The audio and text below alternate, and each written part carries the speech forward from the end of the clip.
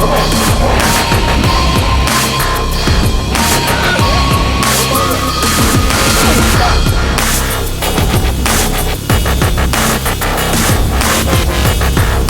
going to take you back to 1995. It was right before freshman football. We had a coach, Coach Worker, and he said, we're going to take you into the weight room today because the freeway area was being used by the varsity. And there was a bunch of machines in this Nautilus area. So anyways, we were going to do this circuit. So we'd go to every different machine, and we'd lift the weight for 3 sets for 30 seconds. You do as many reps as possible. And this wasn't some just, Richard Simmons sweating to the oldies, just, type of crap. This was go as hard as you can. So it was like a wind sprint. You did not, you weren't coasting. You did what you could in that 30 seconds. You stopped. Okay. So anyways, I'd been lifting, this was in 9th grade. So I'd been lifting very, very, very heavy for a kid that age prior to that.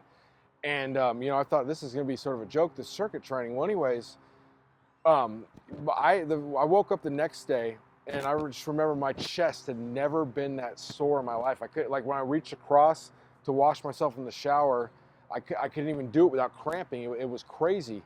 So anyways, I wasn't taught to this. I didn't go to Venice Beach Gold's gym and, Dave Draper take me under his wing and showed me this. But here's the bottom line. The Wright brothers, they were bicycle mechanics, not aeronautical engineers. So sometimes you have to look out of the domain of bodybuilding to get these, to be provided with these nuggets of wisdom here. So anyways, that's where I got this time under tension training from. And then again, it was sort of reintroduced to me when I was training with Bryant Dobson doing bodybuilding back in 2006. A lot of times, with Coach Worker, it was a 30-second circuit. So a lot of time we do like 45 seconds, a minute long for certain exercises. Okay, we're going to finish off with lateral raises. Just do what you can for a minute here. When you hit failure, continue with partials, that kind of thing.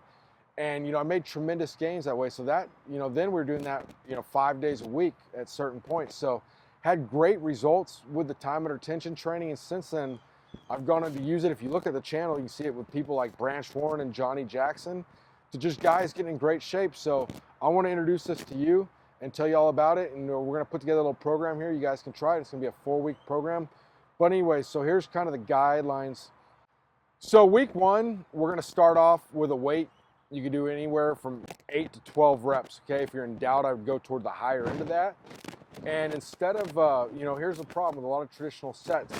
You're doing a set of 10, you think, okay, I'm going to do, I'm just worried about getting to rep 10. So you don't hammer out reps 1 through 9, so you don't get the maximum stimulus of those reps. So here, we're saying we're going to go at a controlled pace. So you don't need to, be trying to be as explosive as possible, but at the same time, you don't need to be, you also don't need to be going super slow. So just a good controlled pace. So in a perfect world, with like 12 to 15 reps, say, for the 30 seconds. But we're going to start off with something you do anywhere from 8 to 12 reps, and here's why. So when you hit failure, so let's say you're going to the reps, the controlled pace, say at 10 reps, you hit failure.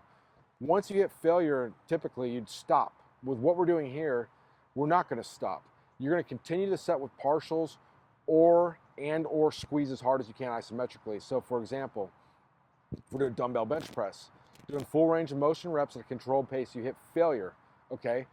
Then you continue with partials. So you might be going, just here to here, here to here. You can no longer do that anymore. Then you're just going to isometrically squeeze as hard as you can until that 30 seconds is up. And this is not about pacing it. Just do what you normally do. When you hit failure, we're going to go beyond failure with partial reps or an isometric contraction, okay? And so with these exercises, they've been carefully selected here too. So we're typically going to do things you don't need a spot for. There might be a couple exceptions there, but we're going to avoid things like squats and things like that where it can get out of hand.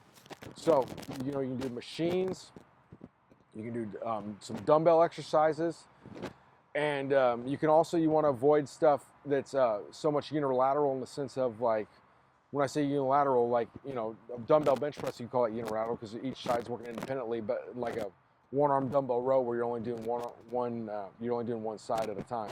So we can just go 30 seconds straight. So here's how it works in a perfect world. Week 1, you go for 30 seconds, okay? Week 2, you go for 35 seconds. Week 3, you go for 40 seconds. and week 4 you go for 45 seconds. And you don't increase the weight. So whatever you start off with, you're going to finish with, but each week you're going 5 seconds longer. However, we realize you may adapt to this quickly and that doesn't become that difficult, so I'm giving you an option here. If you want, you can stay at the same time the following week, but then you have to increase the weight. Okay, so you start off week 1 with 80 pounds on the dumbbell bench press, and you don't want to, it wasn't too difficult, you can go up to 85 the next week, then you keep the time the same. Okay, so the rest in between sets is 90 seconds between each set. Okay, and we don't increase that. So when next week when you're at 35 seconds for week 2, you're still at a 90-second rest. Okay, so I must give credit where credit dues on that progression right there. So the actual time progression, I got that from Dave Tate from Elite FTS. So I like that sequence, even though I know he's done that kind of training. I'd done that, you know, first time was 1995, so long before I'd even heard of him.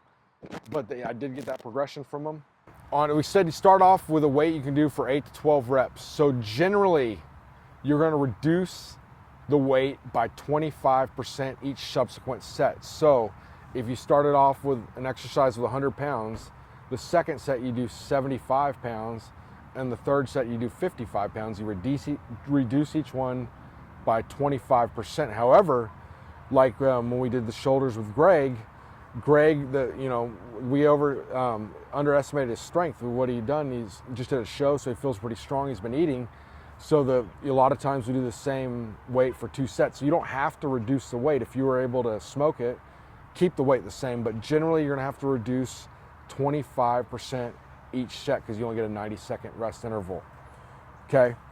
Like I said before, use a moderate tempo. Okay. And for the timing, if you're doing, see, a lot of time we're talking about doing these exercises without a spotter. So a lot of times, if you don't have someone to time you, what you can do is just use an interval timing app. I got the interval boxing timing app for this. Works very well. You know, if the gym's not too loud, you'll hear it go off. You can wear headphones, you'll hear it, whatever. Okay. So the goal is to keep here. The main goal of what we're doing here is to keep the weight moving. Okay. Once you reach momentary muscular failure, you continue with partial reps. If you cannot do partial reps, you isometrically squeeze. To make this work, because we're not doing a ton in each workout, we're doing, for each body part, we're doing 3 sets, 3 exercises. So you need to get the most out of it. You need to go beyond failure, and that's how you accomplish this. Okay, like I said before, you start with weight, so you can do 8 to 12 reps with. Okay. So this technique is very, very, very high intensity.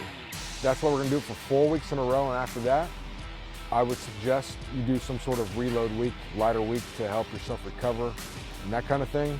So, like I said, the weekly progression is you add 5 seconds a week. So we're going week 1, 30 seconds, week 2, 35 seconds, week 3, 40 seconds, week 4, 45 seconds. That's a straightforward way, time tested, works very well. However, if you want, you can stay at the same time, then you have to increase weight each week. 90-second rest interval between each set. And that's the time under tension in a nutshell. And we're gonna also show you how to apply it into the holistic program for the 4 weeks.